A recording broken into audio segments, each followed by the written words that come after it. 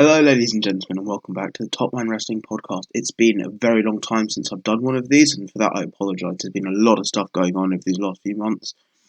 However, now my schedule has lightened somewhat, so I should be able to get back into these, hopefully do every Raw and SmackDown. I know that there's a period of time at the end of July where I might miss a Raw or a SmackDown here or there, but I'm back.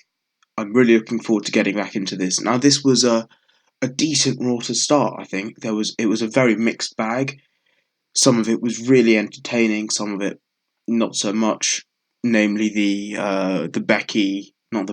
Bailey and Nikki Cross segments were poor, I think. But let's start from the beginning. There was no opening recap package for once, which was nice. I really wasn't looking forward to that.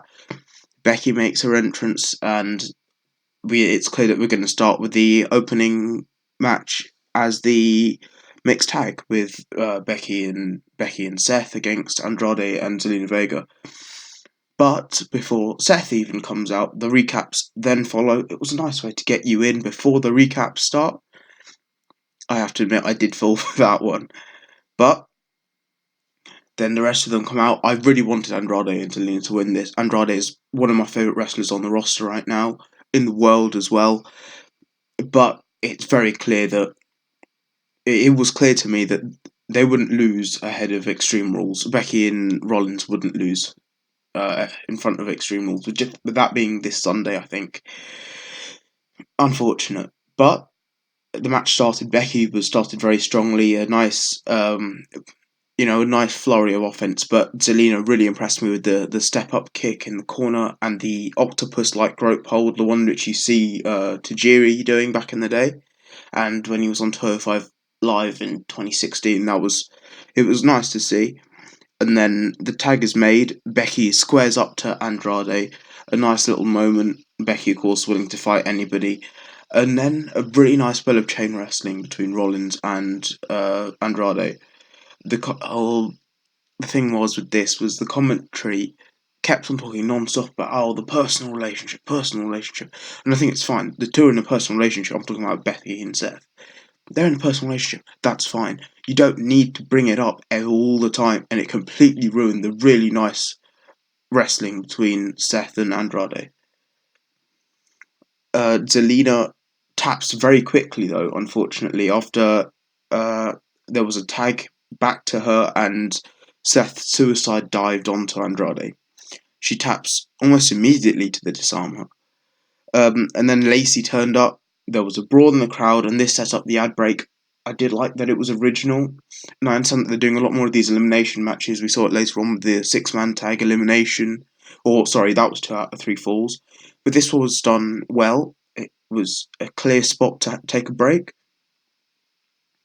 and then she just disappeared, and I don't know where she went. I mean, we find out later, but then Lacey just disappeared. Andrade gets a bit of momentum going, a huge chop in the corner, and then he runs across the ring, does then there was the top rope jump onto Seth, who was in like a Tree of Woe type position. It was nice to see. And then Seth counters a bit later on with a Falcon Arrow, which at this point is basically like Sammy's Blue Thunder Bomb. I can't remember it pinning anybody for at least a couple of years. I don't know why it's still part of the offense. If you're supposed to believe that this is, it's scripted, even when he does the top rope Falcon Arrow thing, it doesn't score any pinfalls, and then what is the point in even using it? That's when I noticed that where the hell was Lacey? She played such a big part in leading to the ad break. And then there was a big moment outside. Andrade charges towards Seth, and Becky's just behind her. Seth gets out the way. What a great man in the relationship. Just gets out of the way, lets his girlfriend get absolutely destroyed by Andrade, and then running knees into the corner by Andrade. And then Seth does this weird move, I don't know what it was, and then all of a sudden, stomp, Seth wins. Andrade went down a little bit easy, and I was disappointed. Andrade is a definite WWE champion or Universal champion in the future. It was a shame to see him lose that easily. But I understand that they need to keep the champions looking strong going into Extreme Rules. And then as they go back up the steps, back up the stage, even the champions get attacked by Baron Corbin, and Lacey Evans just destroys Becky with the woman's right. It's a really nice looking move, but you can't justify a punch being a finisher. Otherwise, if when it was Big Show, it was completely understandable because the guy's hands are bigger than some people's faces. But Lacey Evans shouldn't. It's a great name, but Lacey Evans, that shouldn't be her finisher. And I know that she was doing something else before, wasn't she? She was doing like a top rope move, maybe. Maybe I'm being mistaken, but oh well. But yeah, Becky goes down like a lot. Becky drops. It's a nice sell job, and then Paul Heyman gets up. Paul Heyman walks onto the stage. He walks past Seth. Nice big pop. And then for some reason we just cut backstage to this really awkward backstage segment between Lacey and Corbin talking about how their relationship is professional, so they'll win. And it was horrible. And then they focused on the background for a couple of seconds after they walked off shot, and I paused this, spent a good couple of minutes, in fact, trying to see if I could see any of Bray's friends, Rambling Rabbit, the Witch, Huskers, even Evil Vince, but I couldn't see anything, so that was a bit of a shame. I was hoping there'd be something. I think, considering that Sunday was the 6th anniversary of Bray Wyatt's debut, but oh well.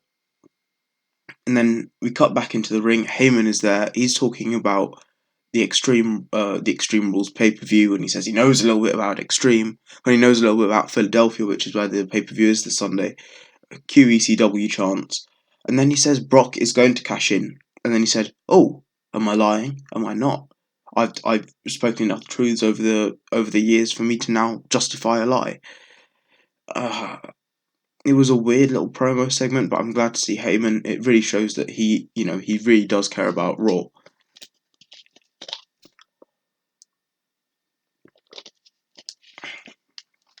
Then we're given a Lashley Strowman recap from last week, where, as I think we've all seen, Strowman puts Lashley through the wall, and now I understand what happened later. It was a nice moment to have, otherwise I thought it was quite inconsequential.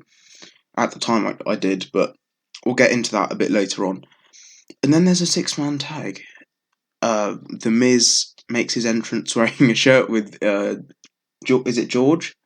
George Miz, his dad, Potato Face, with My Mood, and it's got him with the fighting stance. It was nice. It was funny. And then we cut backstage, and Drew and Shane find some garbage man to team with Roman. We don't hear from this guy again, even though he said yes.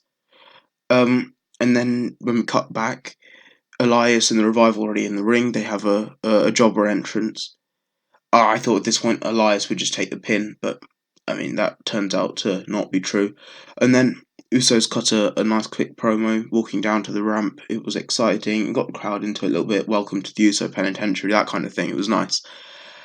And then one of the Usos, which I think now is Jimmy, was left isolated for a lot of the opening match. And while this is going on, they cut the ring in half, the Revival, nice tag team work. The Miz and Elias clash ringside. He throws him into the barricade. It was nice. And then all of a sudden, you cut back into the ring. Shatter Machine and the Revival win the first fall. I didn't know this was a 2 out of 3 falls match. That surprised me a little bit, first fall. And then, I don't know what happened. Elias just leaves. He walks up the ramp, you don't see him again. And then there was a hot tag. Jey Uso, explosive offense. And then tags in the Miz, skull crushing finale is 1-1. And then tags back in one of the Usos, or was it both of them? I'm not even sure. And then there was a couple of tandem super kicks and a splash. The Usos and Miz win 2-1.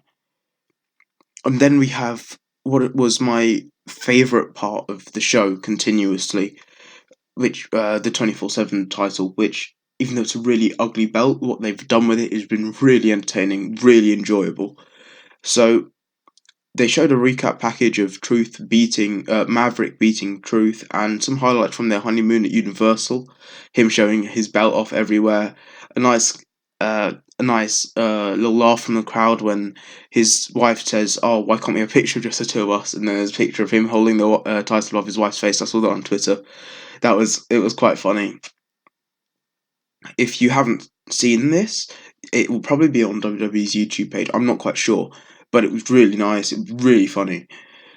And then his wife and he turn up to Raw, hiding in a crate, they were hiding in a crate, and then Maverick says, "Oh, do you want to hop in the crate? We can have a little bit of fun."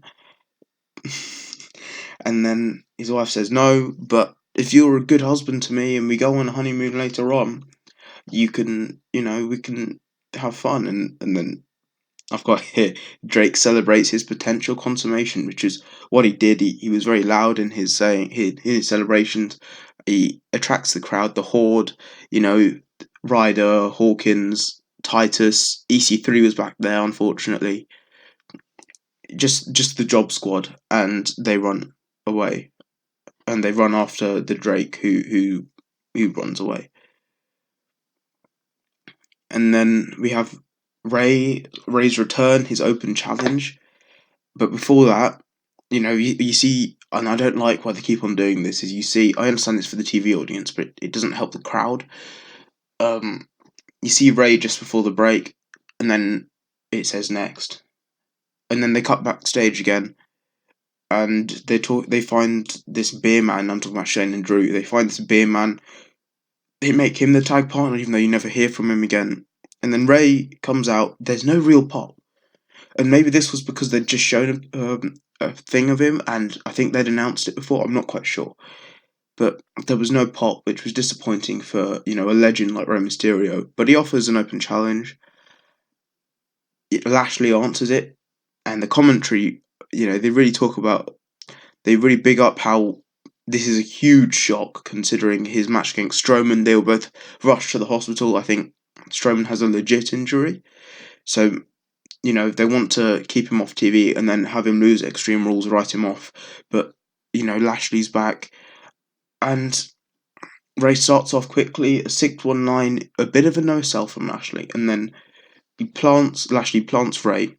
And then a huge spear. I mean, that was incredible. I think if Roman Reigns was able to deliver those kind of spears, Roman Reigns would be a lot more over. That was incredible. Maybe it's because Ray's very little and Lashley's huge. But it was a great spear. Nice, quick, strong, looked powerful.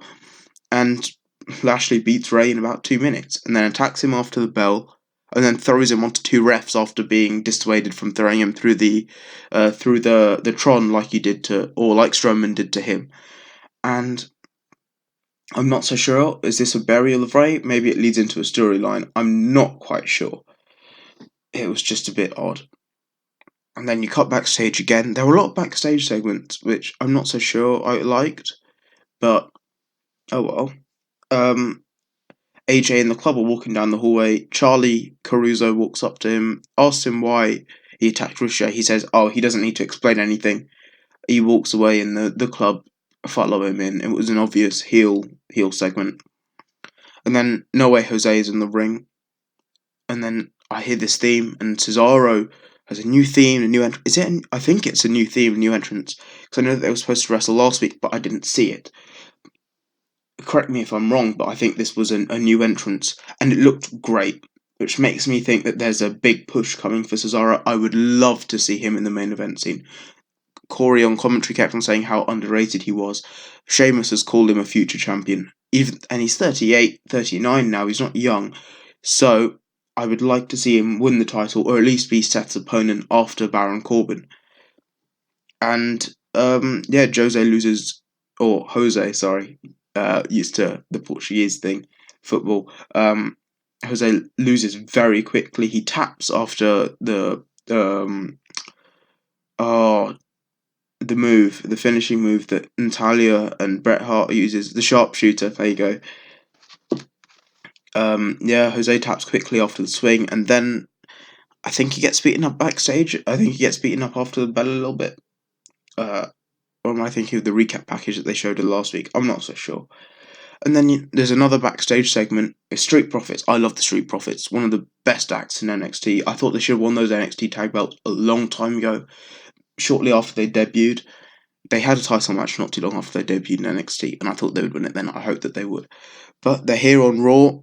Start off with a bit of beatboxing as an interview, which was basically just an ad for Extreme Rules. I mean, it was a smart way of doing it.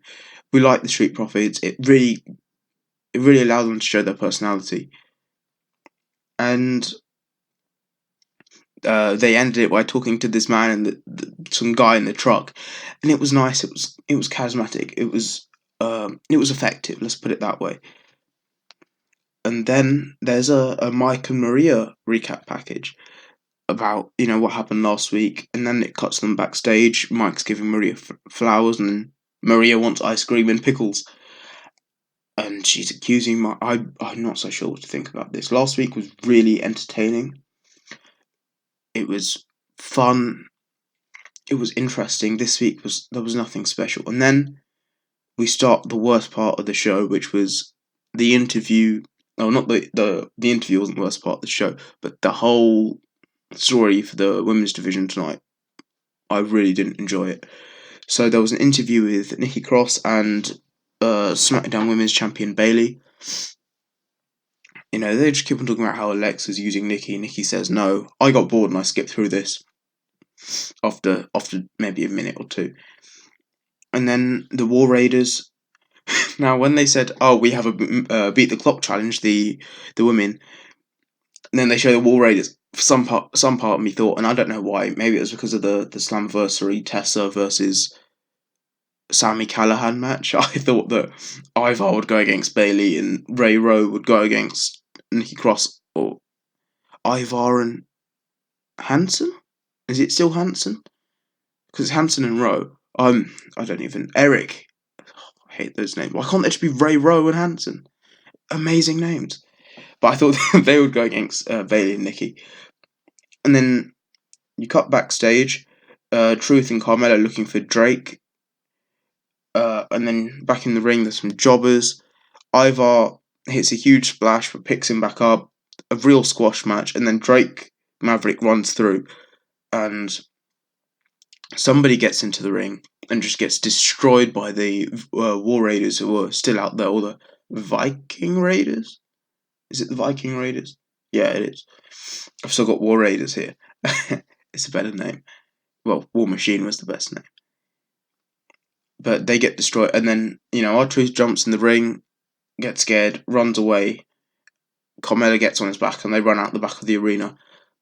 And then, yes, another backstage segment. I understand it's a good transitional point, but you keep on cutting backstage. I don't really like it. It was a backstage interview with Charlie. Really, really needless. Nothing happened. Nothing was said. Maybe he was hinting at the Cedric. I'm not even sure. It was just not needed. And then Ricochet versus Luke Gallows. Ricochet says, he comes out the mic. He says he starts off passionately, and he says he knows he's going to get beat up because it's 3-on-1. And then AJ's on the mic. I don't remember what he said. And then the match starts.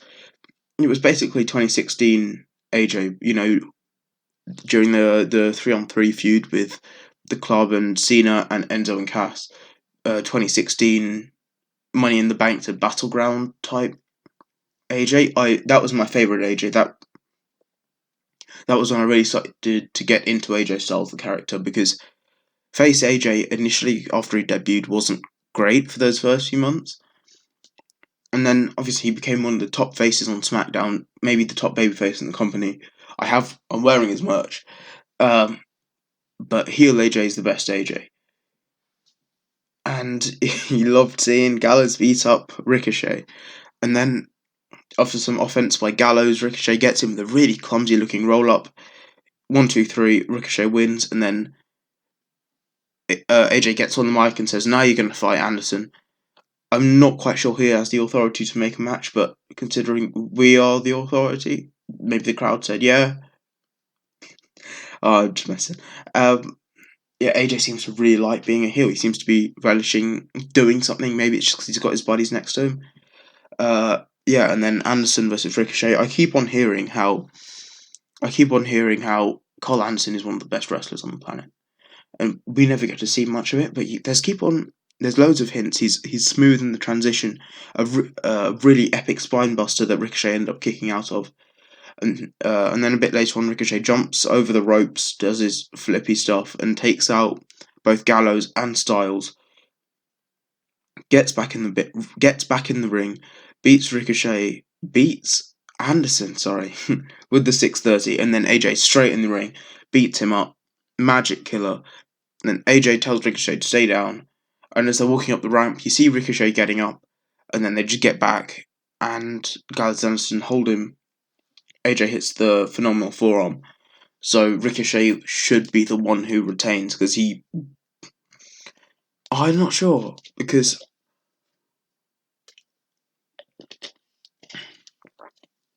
they did a really good job 50-50 booking this one. They did well, because the first match AJ won, the second match Ricochet won, and then he got beaten up. But then he embarrassed both Gallows and Anderson, and then Styles wins. So from that, it seems to me like Ricochet will retain over AJ Styles. Maybe there'll be a DQ, I'm not so sure, but he'll retain. I think he'll hold on to those belts at Extreme Rules this Sunday. Then there's an Evolve video package showing the WWE and NXT talent who have wrestled in Evolve or are currently wrestling in Evolve or have done it in the past. We saw Daniel Bryan, Johnny Gargano, Velveteen Dream, Adam Cole, the Street Profits were there, and a few others that I just wasn't looking at. I think Tyler Breeze was on there as well. And then we go backstage. R-Truth and Ref are in a crate, and they chase after Drake and his wife, and they run past Bayley, who's laughing, and she's walking. I like those. You know, when different segments or different parts of the story mesh together. You know, all you need is something like that. It keeps these backstage segments part of the show. It keeps it flowing, and I enjoy that. And they walk up to this janitor. I'm talking about Shane and Drew again. It's so much. There's so much of this backstage. Really didn't enjoy that about this episode. And then they give it to this guy. What was his name? Gary, the janitor, and he says, "Okay, I'll be Roman's partner for $5,000. I'd be Roman's partner for $5,000." And then we get into the worst part of the show, or we get the finale of the worst part of the show, which was the actual Beat the Clock challenge. Bayley versus Sarah Logan. Sarah Logan is great in the ring. She's a polished wrestler. She's got solid character, and she had a very decent early showing. And then she loses after 4 minutes 32 seconds after she gets the sunset flip bomb into the corner. So there's not even a belly to belly there. There's not even the top rope elbow, which we see later. It's just a sunset flip bomb, which we saw Naomi do to. I don't remember now, but we saw Naomi do it a few weeks ago. It's a nice looking move. I thought that if you want to get Sarah over, which I think they were doing a decent job of doing it, making her look strong, but then, it doesn't even take a finisher to beat her. It was disappointing. And then Nikki Cross versus Dana Brooke. And Dana Brooke has been getting more and more over. We saw it, was it Money in the Bank? Or even more recent, there's been a bunch of stuff about Dana Brooke trying to get on TV, trying to get over. And it seemed like it was starting to work. She was on TV, she was on WWE's YouTube every week these last few weeks, doing segments during the commercial breaks about how she deserves it, she's been overlooked, she's trying her arse off. And I can't help but feel that if she stayed in NXT, because when she debuted, she really wasn't a solid wrestler. Now she's getting really good in the ring, or at least it seems like she is from these really short matches. If she'd stayed in NXT and had developed a real heel character or a real face character, because she seems to be a decent face, but had really fine-tuned those in-ring skills, should be a lot higher up the card, because they seem to have initially really high expectations of her, really high intentions, which was why she was made into Charlotte's sidekick when Charlotte was the women's champion, back when she was feuding with Sasha Banks in 2016. And then, Nikki Cross wins with the twisting neckbreaker. It's basically a drift away. I don't know what it's called. I think it's just called the neckbreaker. She wins with 1 minute 50 left on the clock. And then Nikki's talking, she says, "Get in the ring, Bailey, I have something to tell you." And the crowd, I think we're in Newark, New Jersey or something. I think it was Newark. And the crowd, like, all night, what chants? I hate what chants. It was very difficult to concentrate. You're not doing any favours, you make yourself look like a prick. There was no need. There was no need for all these what chants throughout the show, and especially here. And then Nikki announces that the match at Extreme Rules will be a 2-on-1 handicap. Now, I don't know if this is going to be the case. It probably won't. This will probably just lead to a miscommunication and Bailey wins.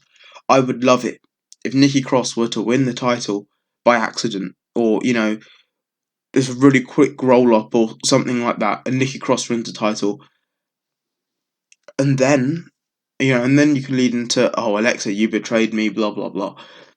And then Nikki Cross says, "You need someone in your corner, someone who you trust, someone who you this," just to give you a slap in the face.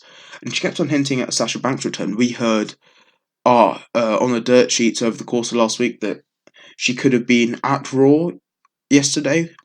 She could, or she was in line for a return fairly soon, so maybe she'll return at Extreme Rules to help out Bailey. And then after Bailey slaps Nikki Cross, Bailey to belly, and a thing from the top rope elbow, and we go backstage again. Maria says that she might have cheated on Mike because she's not sure if her baby is Mike's. And then I think it was during the Beat the Clock challenge segment.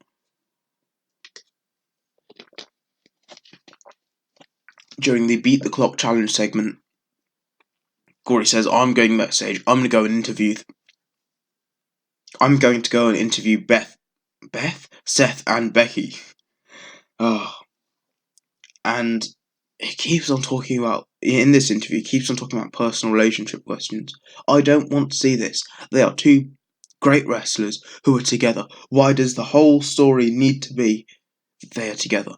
Why can't they just be together already, You don't need to keep on talking about it. It has really ruined and diluted what could have been a really cool storyline between Lacey and Baron Corbin, who I actually like them both. Baron Corbin is really entertaining for me. He's great heel. His signature and finishing move, the Deep Six and the End of Days, two of my favourite moves.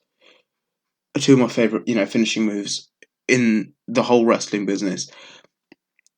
And sorry, I'm just getting a message. But they keep on talking about special relationships. I don't want to know about it. And then Becky says, "Oh, I'm just going to beat them up. Blah, blah, blah. Seth is unstoppable, I'm unstoppable, we're unstoppable. You have an emo head, Corey." And then Seth just goes, "Yeah, what she said." Okay. And then we cut to the Street Profits talking about Kofi and Joe and their match. It was another advertisement for Extreme Rules. And if this is how they're going to advertise pay-per-views, just get one of the more entertaining acts on the show to talk about it. I'm happy with that. I really am. It was great. And then they're talking about the tag match that we were just talking about a second ago, the Lacey and Baron versus Seth and Becky match. And Montez is asking who's going to win these matches, and Dawkins said Baron Corbin. And then there was a bit of a pause. Dawkins looks serious. Montez looks really upset. Montez looks really upset, and then Montez says, "It's our second week on TV. We can't get booed." And then they make fun of Corbin. They say it's a joke. And then our main event: Drew and Shane versus Roman and Gary the janitor, who has been given a mask.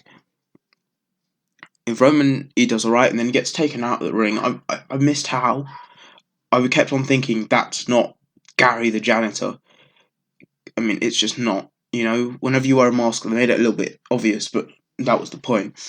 And then if it wasn't obvious before, Gary, who we saw walking with a limp earlier, or at least walking with a limp when he was Gary up on the stage, and he pointed at his leg when they were interviewing him earlier, or when Drew and Shane were talking to him earlier. And then he's running around, he's doing the handspring insecurity kick, and then he flips over the top, and at the end of the match, he loses eventually with Drew hitting a nasty looking Claymore kick. Shane gets the pin, and then Roman takes his mask off, reveals it to be Cedric Alexander. I really should realise this because the handspring kick is one of Cedric's signature moves. It's one of his better moves. And then the flip over the top, it looked like Cedric's flip. I watched a lot of 205 Live when Cedric was the champion. I'm watching a little bit less now, but I watched a lot of 205 Live when Cedric was the champion. So I really should realise that. That got to me. But as I said, it was a really mixed bag for Raw. The Street Profits segments were good. I'm just going to go through each segment quickly. Hold on. And I'm just going to decide which bits I liked. Rollins and Becky versus Andrade and Zelina. It did the job. I would have liked to see Andrade get a bit of a stronger showing. Paul Heyman made no sense. The six-man tag did the job. The Maverick segment was the best on the show. Ray gets buried. I didn't enjoy that. The club stuff was good. The Street Profits were amazing. The War Raiders did the job. And then the Ricochet, as I said, the Ricochet Club. I enjoyed it. It did the job as well. The beat the clock stuff throughout the night and the interviews preceding it. It was a bit of a drag. I really didn't enjoy any of it. But you can't enjoy anything. Overall, show rating 6 out of 10. There was a lot that could have been improved. I really enjoyed the main event stuff with Gary. The crowd were getting into it. They were enjoying it. Decent show. 6 out of 10. So, if you'd like to join me tomorrow, I will be reviewing SmackDown. Hopefully, well, I've heard that Eric Bischoff will be taking over only after Extreme Rules on SmackDown. So maybe it's just going to be another Raw Light. I hope not. But I'll see you then. Thank you very much for watching. Make sure you like and subscribe. And check me out on Twitter at Topman Wrestling. Link will be in the description. And this will be available on SoundCloud too. Thank you.